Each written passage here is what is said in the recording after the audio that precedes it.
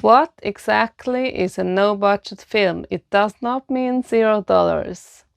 On the contrary, with $0, I'm afraid you'll have to make your film by yourself. And that's not what I teach here. But if you think, okay, that video is not for me, then stay tuned, because I'm gonna share with you how you can make a film with a very small budget and what no budget actually means. Hi, if we haven't met, I'm Oriana. I'm a filmmaker, writer, director, producer from Switzerland, 20 years into the journey. As I said, no budget does not mean $0. What do I mean by that? There's a term that is called no budget filmmaking, and it's important that you understand this, because if people say this project is no budget, that's what they mean. So they mean you are part of a project that will not be paying wages, not for anyone usually, and they do pay the gas that you need, they will be responsible for your transportation to and from set. So either if you are using your own car and you've talked to production about it, then they will foot the bill for your gas that you need to get to and fro. Or they will organize a spot in someone else's car so you can have a ride with someone else to set and home again. And they will provide food on set, which is like an unwritten rule in filmmaking. No matter the budget, you always have to provide food and drinks for your crew and your cast. And you have to have insurance no matter your budget. The insurance part, that's just what I'm saying, because think about it. If something were to happen on your set and you don't have insurance, it's gonna get very, very pricey, and you might have some legal issues, so we don't want to go there. Yes. So if you just have a very little budget, like $200, you can make your film. You just have to work with that. So bear that in mind. That means it translates to keeping everything small and simple. So having not multiple locations, but just one. Having not 10 casts, but 1 or 2. Having a very small crew, like 3 people usually. And and having 1 or 2 days of shooting. So that's how you keep it very, very small and also not so expensive. And you can still make your film. So if you say, I don't even have $200, I have some ideas on how you can save that money up, because it's $200. One idea might be just not going out for Starbucks or to a coffee shop, or even ordering takeout for a month or 2 or 3, however long it takes you to save that money up. And every time you are not going to Starbucks, you just take that amount and put it in a separate envelope or into a separate bank account.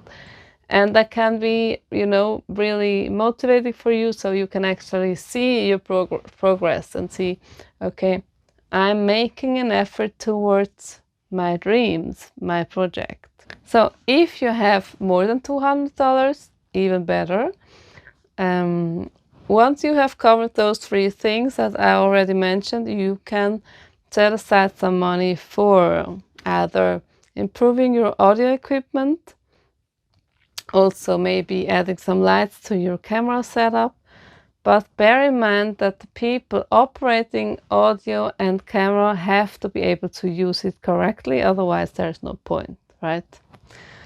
Maybe you might also invest in a special costume that is really vital for your story, or a prop or something like that. It always depends. For all in, we did have a designer jacket, but we were able to borrow that from a friend of the actor. So we did not buy a Moncler jacket, because that would have been 500 Swiss francs, I believe, or so. But it was important because he plays a rich kid, so he has to wear designer clothes, because otherwise it's kind of not really believable. So we had to improvise, but we managed to pull it off. Um, so yeah, if you end up spending money on equipment that you've never used before, please familiarize yourself with that equipment before getting on set. And this also means being well prepared before stepping on set. And that's actually the best tip I can give to save you lots of money and lots of trouble. Why? Because if it takes longer than anticipated, it will cost more money. You know, every day that you spend on set filming does cost money, even if it's just gas and food, but still, you know, it's still money. And also people are gonna respect you way more if they feel that you are well prepared and you know exactly where you're going, and you can also motivate your team so much more, cast and crew, if they feel like whoever is at the helm of this project is actually intentional about everyone's time, everyone's, you know, giving their all to this project. So that's why it's really vital, and it will also save you lots of stress, and people feel more like safer and more at ease if they sense that you are well prepared and everyone on set knows exactly what the plan is and have been kept in the loop every step of the way. And you know, the different departments can do their job even better if like the whole plan is clear and being communicated to everyone involved.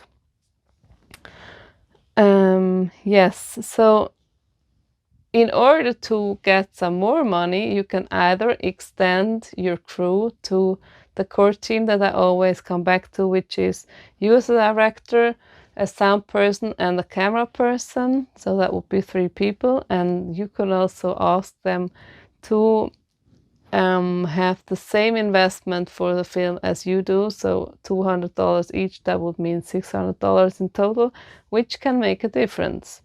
Of course, that also means that you need to have the equal responsibility and also talk about who gets which share, you know, if you were to turn a profit, for instance, if you manage to have the cost at $600 and can make a beautiful film with that, and you end up getting into a festival and winning, I don't know, $1,000, then you have to have a written agreement that you split this equally, which I would find fair. So first, each of you get their $200 back, and then you could either invest this in more festivals that you enter, or, you know, split it up between you, or invest it into your next project.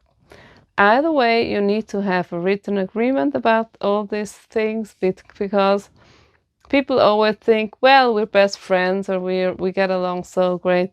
In the beginning of a project, that might be the case, and I hope that it stays that way, but it's just more professional and way more clear if you have everything in writing, so everyone knows that you're talking of the same thing and the expectations are clear on each side. So big recommendation. There's a lot of stories of people who did not really clarify too much, you know, if you are co-writing, for instance. Okay, who owns which part of those rights? Are we equal co-writers? Is one of them the main writer and someone is just contributing writer, which is what I had for All In, but I had this in writing with my contributing writer, and she's fine with that. You know, we did actually do this officially because I just knew I wanted to have clarity. So yeah, big recommendation there. And as I said, I'll say it again, have written agreements with all the people involved, like everyone that's on set, you know, have a written agreement. Okay, this will be paid. So for instance, gas will be paid, food will be provided for, there won't be any wages. Just have that in writing for everyone involved, so they don't come after you like, for instance, if you end up turning a profit and people hear about that, they might be, okay, where's my cut? So you need to think about those things in advance. Yes. I think I covered the most important things.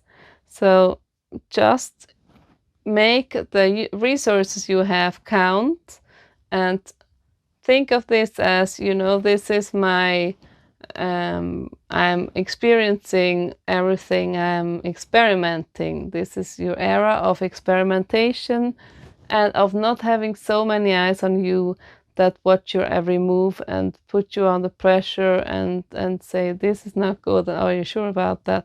Because that's really the forte of this season of your filmmaking journey, to be, yes, you're footing the whole bill, or with the three of you, but you also don't have 20 people talking at you and saying, I invested money into this, now I want to have a say in the creative things, because that can also be kind of hard. So take this as how it is, make the best out of it and be as creative as you can with it. And if you can be creative under those circumstances, if you end up having money someday to spend, you will know exactly what to do with it. Thank you very much for being here. If you learned something new, please like this video and share with a friend that might find it useful. And also consider subscribing if you aren't already.